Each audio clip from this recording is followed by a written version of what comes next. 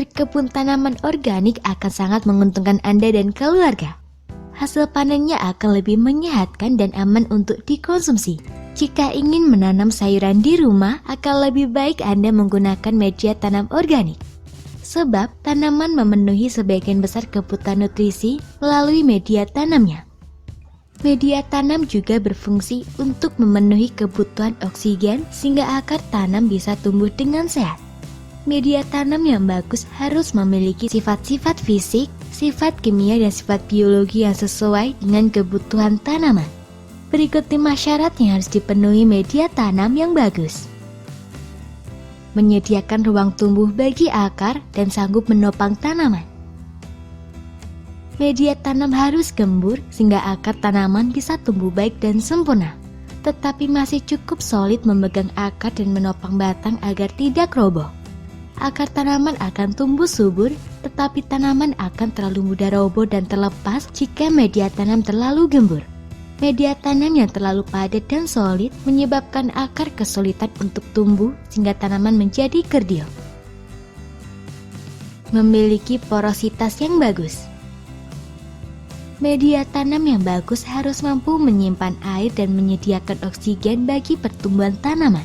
Media tanam harus mempunyai drinase atau kemampuan mengalirkan air dan aerasi atau kemampuan mengalirkan oksigen yang baik.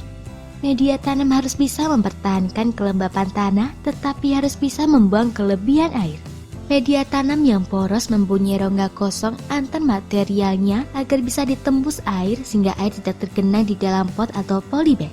Namun di sisi lain, material penyusun media tanam harus bisa menyerap air atau higroskopis untuk disimpan sebagai cadangan air dan mempertahankan kelembapannya. Mempunyai kandungan unsur hara yang tinggi. Media tanam harus mampu menyediakan unsur hara yang cukup bagi pertumbuhan tanaman, baik unsur makro maupun unsur mikro.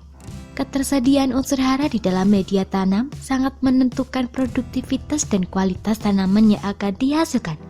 Unsur hara ini bisa ditambah melalui proses pemupukan ataupun aktivitas mikroorganisme yang terdapat dalam media tanam. Bebas dari hama dan penyakit tanaman.